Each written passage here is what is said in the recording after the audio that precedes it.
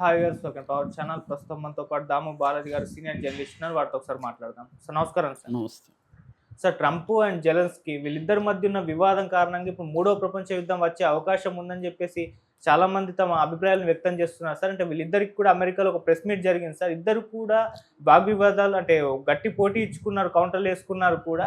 ఈ స్థాయిలో జెలెన్స్కీ ట్రంప్కి ఇవ్వడం కూడా పట్ల చాలా మంది కూడా షాక్ అయిపోతున్నారు. అక్కడ ట్రంప్ కూడా నువ్వు అనవసరంగా మూడో ప్రపంచ యుద్ధానికి తెరదీస్తున్నావని కామెంట్ కూడా చేశారని చెప్పేసి వార్తలు వినిపిస్తున్నాయి సార్. మరి వివాదం ఎటెళ్తుంది? మూడో ప్రపంచ యుద్ధానికి ఏమైనా దారితీసే ఛాన్స్ ఉందా? మరి దీని గురించి మీరేం చెప్తారు సార్? నిన్న ఒక్కసారిగా ప్రపంచం ఉలికిపడింది. ట్రంప్తో ఈ మధ్యకాలంలో ఎవరు కూడా అంత గట్టిగా ప్రెస్ మీట్లో మాట్లాడిన వాళ్ళని చూడలేదు. ఎందుకంటే ట్రంప్ ఎంత పవర్ఫుల్ అనేది అందరికీ తెలుసు. పైగా ఉక్రెయిన్ అమెరికా సహాయం లేకపోతే రష్యా 2 రోజుల్లో ఉక్రెయిన్ ఆక్యుపై చేసుకోగలదు.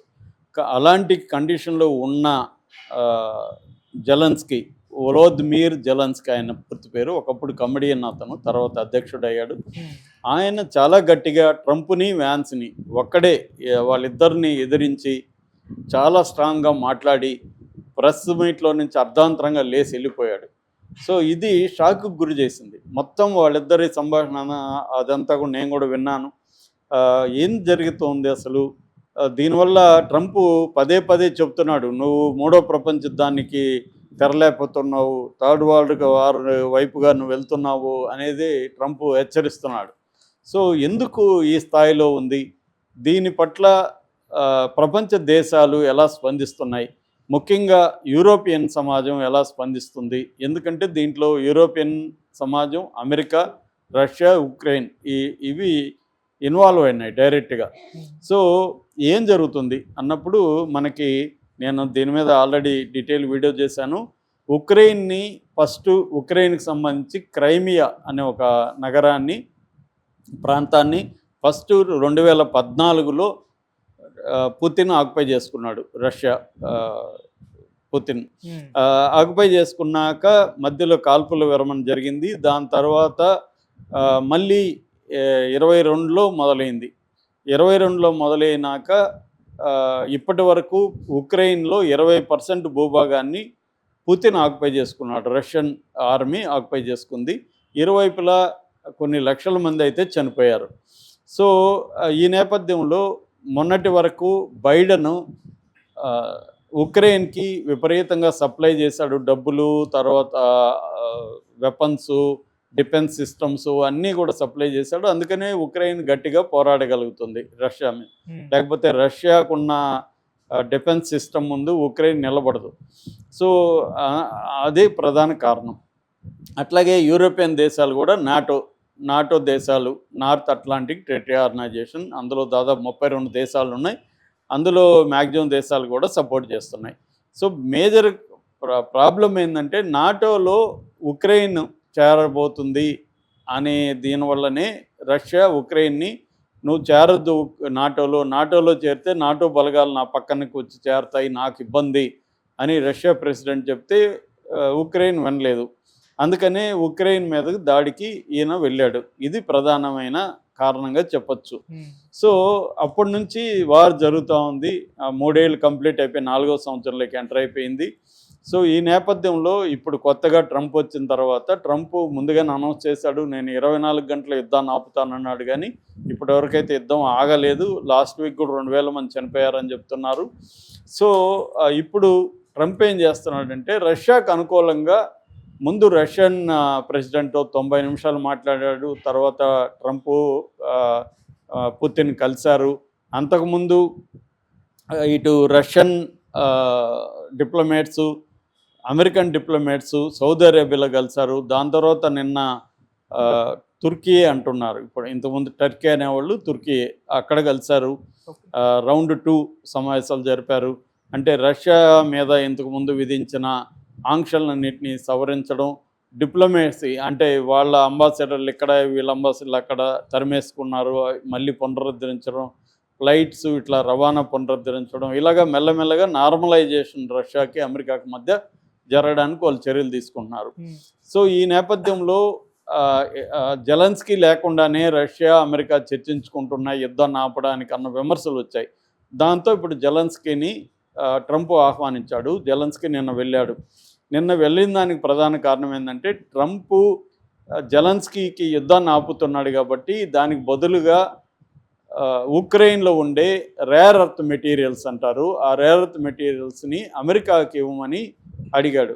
ఆ ఒప్పందం చేసుకోవడానికే నిన్న జెలెన్స్కీ వెళ్ళాడు. దాదాపు $500 బిలియన్ వర్త్ మెటీరియల్స్ అని చెప్తున్నారు.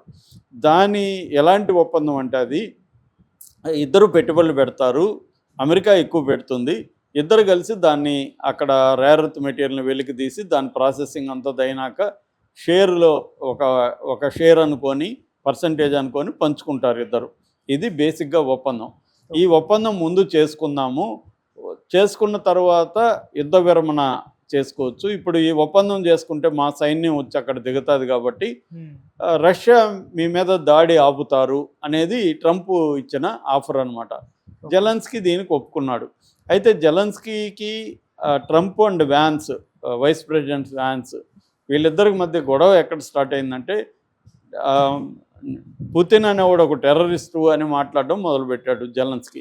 పుతిన్ టెర్రరిస్టు, మా దేశాన్ని ఆక్యుపై చేసుకున్నాడు, మా దేశంలోని చంపుతున్నాడు అనేది మీరు దానికి మద్దతు ఇస్తున్నారు అనేది ఆరోపించాడు.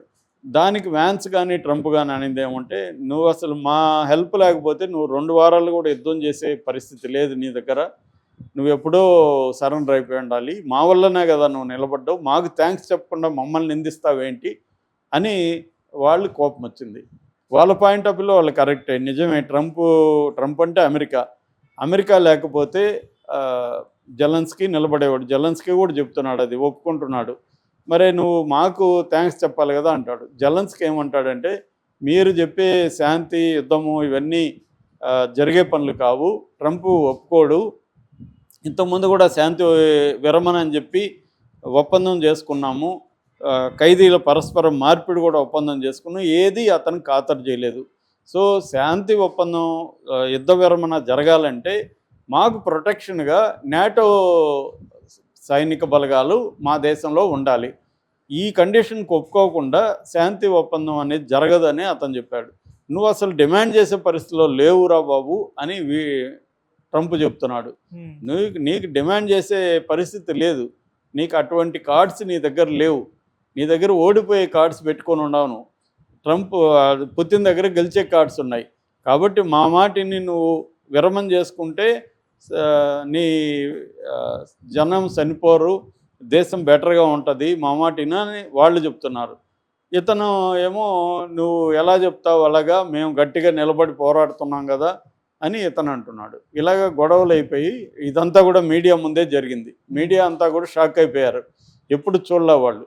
అంటే ట్రంప్ లాంటి ఒక అజేయమైన శక్తిని ఒక మామూలు బక్కప్రాణి ఎదిరించింది వాళ్ళు చూడలేదు ఎప్పుడు.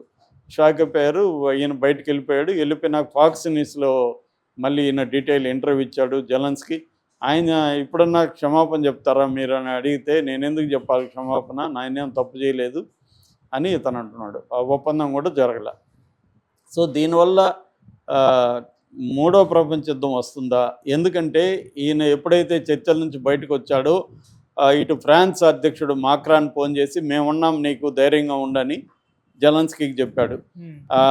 తర్వాత స్పెయిన్ అండ్ పోలాండ్ ప్రధానమంత్రులు ఫోన్ చేశారు.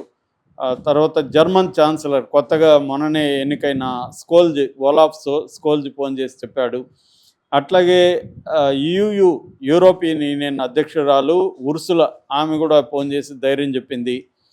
మరోపక్క యూకే మొన్ననే ఆయన కూడా యూకే అధ్యక్షుడు కూడా, యూకే అంటే ఇంగ్లాండ్ అధ్యక్షుడు కూడా ట్రంప్ను కలిశాడు. స్టార్మర్ అంటారు ఆయన్ని, స్టార్మర్ కూడా కలిశాడు. ఆయన ఆందోళన వ్యక్తం చేస్తున్నాడు. ఆయన కూడా జెలెన్స్కీకి ఫోన్ చేశాడు, మీరిద్దరూ ఒప్పందం కుదిరితే బాగుంటుంది అనుకున్నాము, ఇలా జరిగిందని ఆయన ఆందోళన వ్యక్తం చేశాడు. నార్వే ప్రధానమంత్రి జోనాస్ గహర్ ఆయన కూడా ఒక ఆందోళన వ్యక్తం చేశారు. అంటే యూరోప్ అంతా ఏమో జెలెన్స్కీని సపోర్ట్ చేస్తున్నారు, రష్యాని వ్యతిరేకిస్తున్నారు. అమెరికా ఏమో రష్యాకి అనుకూలంగా ఉంది. ఈ నేపథ్యంలో జెలెన్స్కీ ఏమో కోపంగా వెళ్ళిపోయాడు. దాని తర్వాత ట్రంప్ మాట్లాడుతూ ఆయన శాంతి కోరుకుంటే వస్తాడు మళ్ళీ చర్చలకి, లేకపోతే ఆయన ఇష్టం అని అంటున్నాడు. అంటే ఇప్పుడు ఏమవబోతుంది, ఒకవేళ జెలెన్స్కీ కానీ సారీ చెప్పి మళ్ళీ చర్చలకి రాకపోతే ఈయన అమెరికా ఏం చేస్తుంది, తన ఎయిడ్ని ఆపేస్తుంది ఉక్రెయిన్కి. ఉక్రెయిన్కి ఆపేస్తే ఉక్రెయిన్ వీక్ అయిపోతుంది. అప్పుడు ఆల్రెడీ యూరప్లో కొన్ని దేశాలు తమ సైన్యాన్ని పంపిస్తామంటున్నారు. సో యూరప్ దేశాలు పంపిస్తే అప్పుడు మళ్ళీ వార్ కంటిన్యూ అవుతుంది. సో ఇది యూరప్ కూడా ఎంటర్ అయితే అమెరికా గమ్మున ఉండదు కదా. అమెరికా యూరప్ను ఆల్రెడీ ఇబ్బందులు పెడతా ఉంది. సో అందుకనే నిన్న యూరప్ ఈ ఉర్సులా వీళ్ళు కూడా మన ప్రధానమంత్రిని కలిశారు. అంటే యూరప్ మామూలుగా అయితే అమెరికాతో ఫ్రెండ్లీగా ఉండేది. అట్లాంటిది ఇప్పుడు ట్రంప్ వచ్చిన తర్వాత మొత్తం పరిస్థితి మారిపోయినాయి. సో ఈ కాంటెక్స్లో థర్డ్ వరల్డ్ వార్ ఇప్పటికిప్పుడు రాదు, కానీ ఈ సమస్య మాత్రం మరింత జటిలమైపోయింది. దీని ఎఫెక్ట్ ఇండియా మీద కూడా పడుతుంది. ఇండియా ట్రేడ్ మీద, ఇండియన్ స్టాక్ మార్కెట్ మీద పడుతుంది ఖచ్చితంగా. ఆల్రెడీ దాని ఎఫెక్ట్ నిన్న కూడా స్టాక్ మార్కెట్ 9 లక్షల కోట్లు నిన్న ఒకరోజే ఆవిరైపోయింది. సో దీని ఎఫెక్ట్ ఖచ్చితంగా ఇండియా మీద కూడా ఉంటుంది. ఏం జరుగుతుందనేది చూడాలి. థర్డ్ వరల్డ్ వార్ వస్తుందనేది చెప్పలేం, కానీ ఖచ్చితంగా ఇది రీజనల్ స్థాయిలో ఫ్లేరప్ అయ్యే అవకాశం అయితే కనిపిస్తుంది. ఎందుకంటే జెలెన్స్కీ కానీ మాట వినకపోతే మాత్రం ఇంకా ఇబ్బందులు అయితే కంటిన్యూ అవుతాయి. ఎందుకంటే నాటో ఫోర్సులను అక్కడ పెట్టడానికి పుతిన్ ఒప్పుకోడు. పుతినే కాదు, ట్రంప్ కూడా ఒప్పుకోడు. నువ్వు